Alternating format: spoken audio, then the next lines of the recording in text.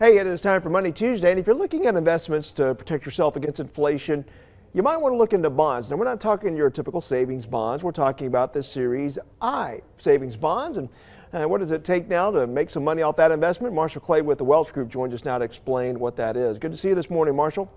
Hey, good to be with you, Mike. First of all, explain the difference now between a Series E or double E bond and a Series I. Yes, so this is probably the first meaningful conversation I've had in 10 years about savings bonds. And Yeah. that's really for two reasons. I mean, one, we're in a period of really high inflation that we haven't been in for a really long time. Right. And your viewers look at what they're getting paid in their checking and savings accounts. I mean, it's literally next to nothing. So people are looking for every tool in the toolkit they can to defend against inflation. So here comes the Series I bond. So what is it? So it's got a fixed rate, or it earns a fixed rate of interest, but then it also has a variable component to that bond, which fluctuates upward in periods of high inflation, which is what we're in now. So that's the big distinguishing characteristic between a Series I bond and your kind of traditional savings bond, is that variable rate component.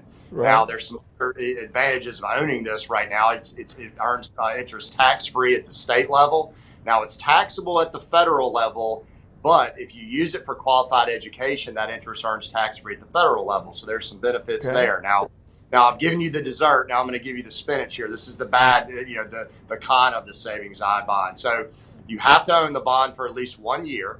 Okay. Mm-hmm. And if you cash out the bond before 5 years, then there's some penalties associated with it. So you tie up your liquidity for a little bit of time. And then the other key component of this, why it probably doesn't get a lot of play in the media, is that there's a $10,000 maximum limit on an annual basis. So for your larger investor, it's not really going to move the needle all that much because you can't really allocate a whole lot of capital that way. Mm-hmm. But for a small investor who's got maybe a little bit extra cash, who doesn't really need the cash for a year or so, it's a great tool to explore right now. It's currently yielding 7.12%, so that comes to around 0.59% on a monthly basis.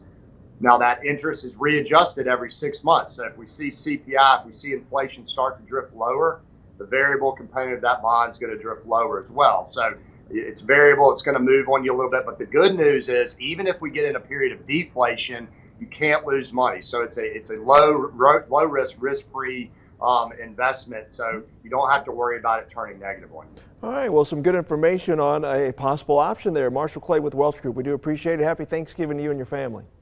All right, thank you, Mike. Happy Thanksgiving to you. All right, still ahead now. It's the good